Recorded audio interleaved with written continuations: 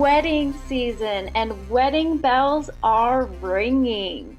Whether it's your client and their very first marriage, or if it's your client and their second or third marriage, or maybe it's one of your clients who have a child that's getting married, it's important to go ahead and implement best practices in the CRM to go ahead and make sure that you reflect all of those life changes.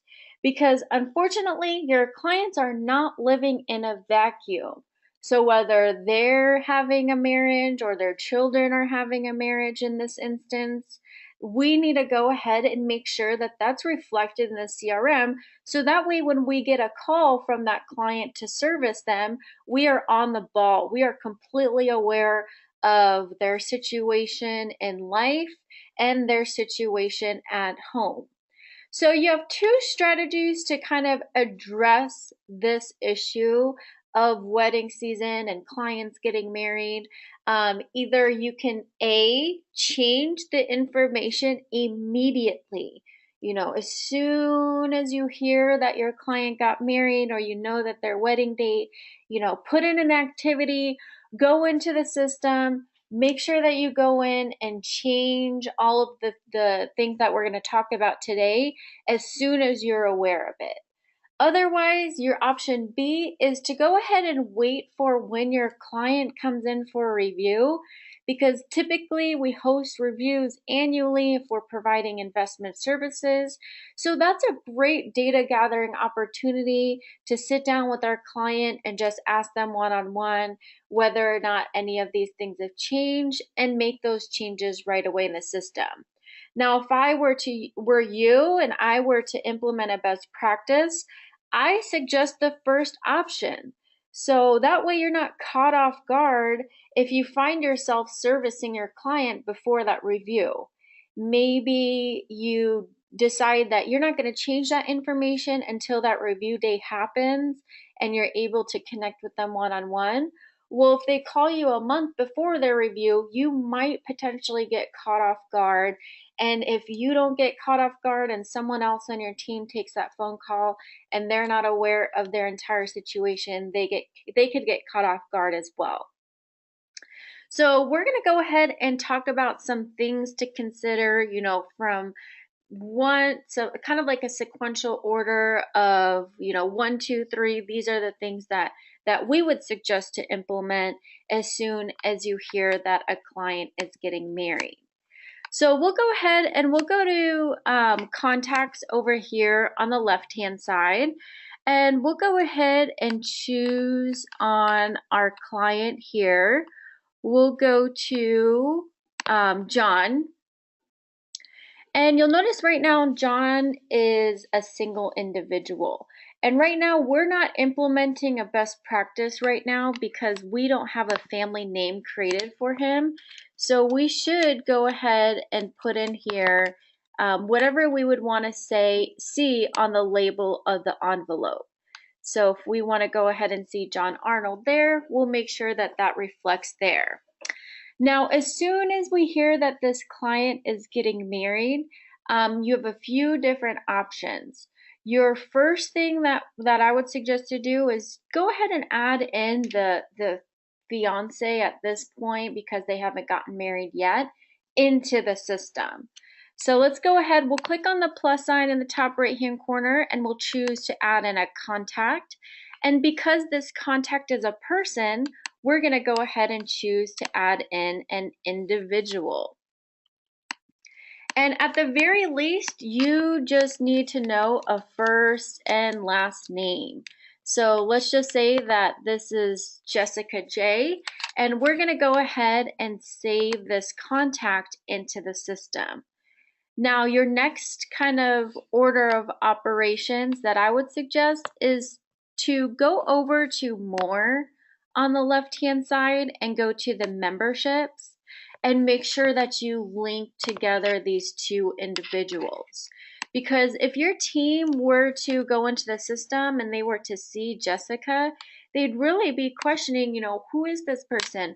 Why are they in the system all of a sudden?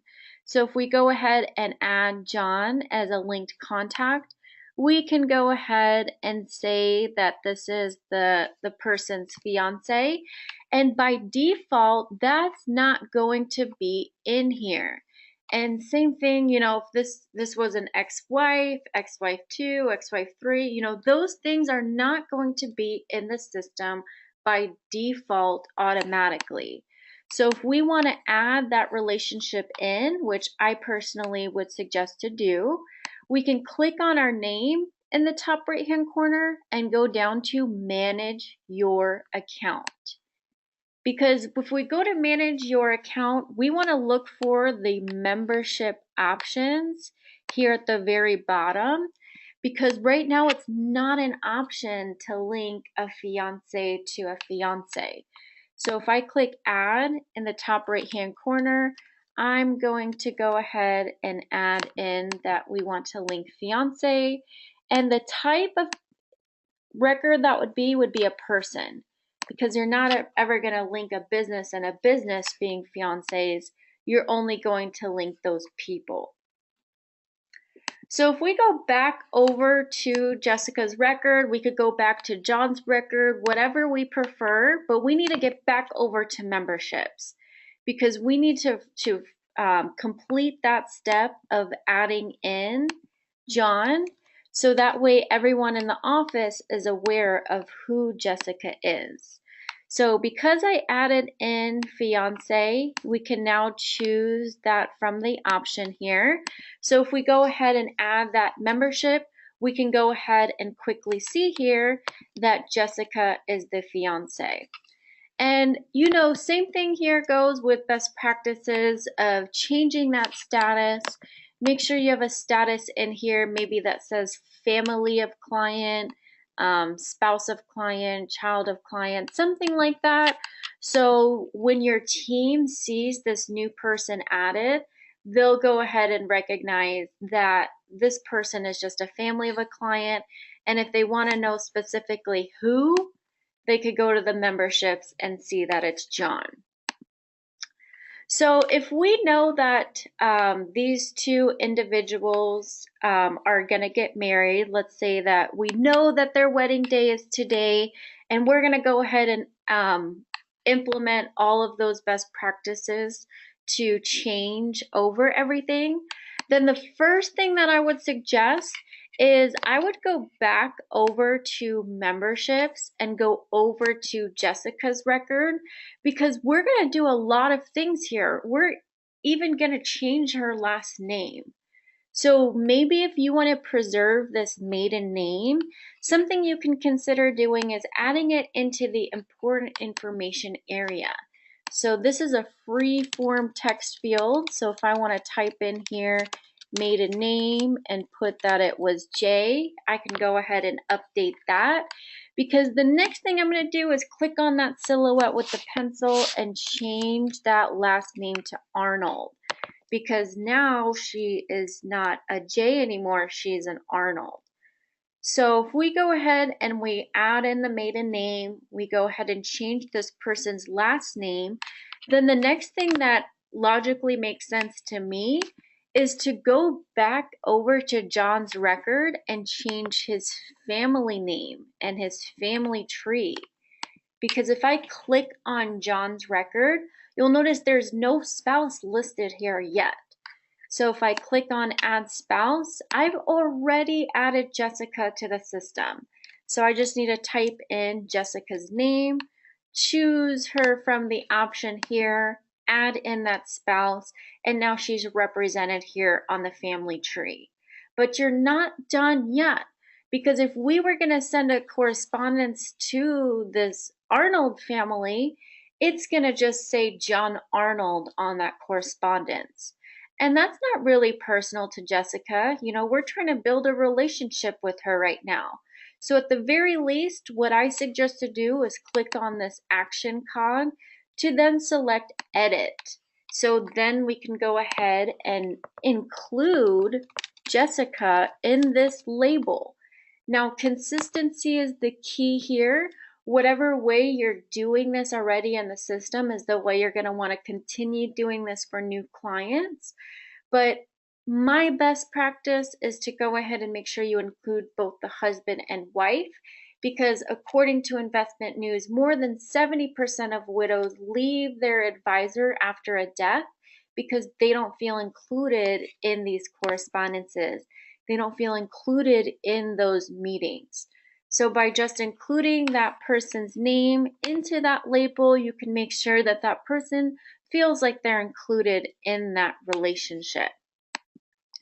Now, as soon as you link someone here in the family section, now if you go over to the person that's linked, they're going to also have a linked address. So I didn't go ahead and put in this home phone number and this home address. It got linked here automatically because once we put that these two individuals were living in the same household, then the CRM is going to assume, well, if you're living in the same household, then we're going to assume that you have the same home phone number and you have the same home address. So what we did is we linked over that home phone number and that home address over to this record. So it's very important to understand that it's linked and it's not actually housed on this record. So if I were to run an individual mail merge for this contact, it could potentially turn out blank because I don't have a separate address saved here for this record. It's just linked. So that's not really housed here, it's only linked. So if you want to, you can go ahead and add in another address so that way it's not just linked, but it's also there permanently. Another best practice would be to put in this person's old address, because if they just got married, then maybe Jessica just moved from 884 West 70th Lane in Atlanta, and we'll put Georgia, and I have no idea the zip code, we'll just put a random zip code there. But let's say that she moved from this address and into now her new husband's address. Then what I would suggest to do is to go ahead and make sure that you put a custom title here that says old address or something like that, so you can still keep that address housed on this record, but then you can represent to your team that this is her old address, and then you can add in the new one that they share. Or you can go ahead and keep that new one that they share linked. So you have two different options there, but make sure that no matter what you do, you go in here and you mark at least one phone number, one address, and one email address as primary. Because if you mark it as primary, that'll tell the system, out of these two numbers or out of just this one number, I want you to pull this in case of a report. Or out of these two addresses, I want you to pull this address in case of a label. So make sure that you go in here and you make sure that you mark at least one phone number, one email, and one address as primary for that best practice. Now, the next thing that we want to do is we want to go ahead and track these two's wedding anniversary, because this was a huge day in their life. So if it's typical in our firm to go ahead and reward people when they celebrate an anniversary, maybe we send them a gift card to their favorite restaurant, or we just send them a card saying, hey guys, happy anniversary. We want to make sure that we get that date right. Because if we know anything, it's important to make sure that you know the anniversary date, because one day off or 1 year off can completely make that relationship seem less authentic. So if we go over here and we select edit in the top right hand corner, you're going to have a marital status here. So we're going to want to make sure that this says married, and we're going to want to make sure that we represent that the marital anniversary is whatever date their anniversary is. So if they just got married today, we're going to want to make sure that we reflect that there. Because if we go back here to John's record, we're going to want to make sure that it's adjusted here as well. Because you'll notice that it said that he was divorced. Well, that would be just awful to think that he was divorced still when he got married today. So we want to make sure that we go in and we change both records to the correct marital status, and then go ahead and put in that marital anniversary date. Because once you do that, you will have some different things that happen automatically. The first thing are reminders. So if you go to the Today page and you click on Reminders, you do have a filter here to show marital anniversary reminders. So if I click Show Anniversaries, you'll notice that the couple is right there for me to refer to. In addition, if we go to the calendar page, we can choose on actions, and we can choose to show client marital anniversaries on our calendar as well. So if you toggle that on, right now all of ours are represented in purple, but if you do want this in a different color, feel free to click on actions to choose change colors, and then you can choose the tab here that says reminders to change that purple out. But if you want to go ahead and turn that off, you would just go ahead and toggle that back off. And the last place that information will be represented is on the left-hand side through reports. So if we click reports on the left-hand side, we're going to go ahead and choose on reminder reports, and then we can choose on anniversaries. So there's a report here that says wedding anniversaries, and this will show all of the wedding anniversaries in your system to refer to. So definitely make sure that you're putting in that anniversary date so you can experience those changes through your calendar, through your reminder section, and also by going to the reports area.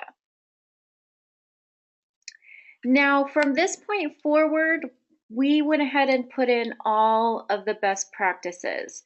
So we added the new person in. We went ahead and added in a membership. And now that I think about that, since they're now married, we need to go back over to more on the left-hand side and delete that membership out, because they're no longer fiance and fiance. They are now married. So we would just want to delete this out here. So make sure that you go ahead and, if you add something in the beginning and something changes later, make sure you delete something out to make sure that change is represented all the way through. So we went ahead, we added that membership in the beginning to represent that fiance relationship. We did mention that John was divorced. So it would also be a great idea to put in that X here. Maybe we have someone in our system already. We can go ahead and type in that person's name and choose them from the list. And then we can choose that they are the X. So right now, by default, you won't have this option in your system. But if you do want to represent that here, which I would suggest to do that, because you still want to maintain that link to each other in case something happens, or you want to maybe do some estate planning or something. But we still want to make sure that everything is reflected here correctly. So we would just delete that fiance out. So make sure you have that memberships correctly. Make sure you have the family tree built out once the marriage happens.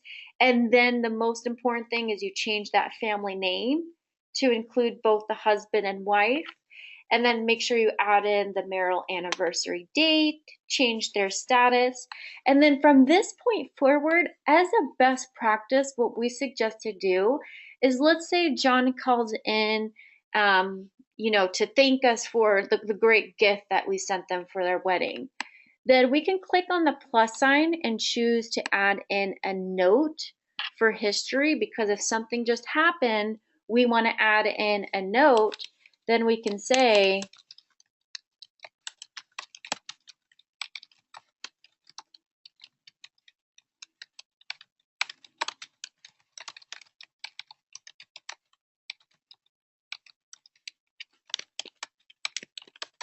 we could go ahead and say, you know, the Arnolds called in, super excited about their gift. We said you are welcome. So we can go ahead and put in all of that information here as a note to keep that for history. But most importantly, from this point on, once these two individuals are now married, we would suggest to use this copy to another contact field. So go ahead and type in the spouse's name so we can link this one note to both records. So that way, in case there's a death down the line or in case there's a divorce down the line, I don't have to go back to one record to refer to that note or that information. It'll be on both records for me to refer to, which is great. And you also have this family notes on the right. You know, if you choose to show family notes and apply that, anyone who's listed in the family tree, it'll take all of their notes and stick it here in chronological order. So you'll notice it kind of looks like it duplicated here. Well, that's because this is one note for Jessica and this is one note for John. So if you do show the family notes and you do copy it to both records, you will have both of them shown here to refer to. But otherwise, those are all of the best practice that we suggest to run through once you hear that a client gets married. You guys have your own secret sauce that you implement once that anniversary date comes around, or maybe once a divorce happens, or any other life event. But we just want to make sure that we run through a step-by-step process of all the things that we would suggest to change once that life event happens. But otherwise, if you have any other questions, feel free to give our team a call at 1-800-206-5030, and that's option 3 for support. But otherwise, I want to thank you so much for your time today and wish you a great rest of the day. Take care.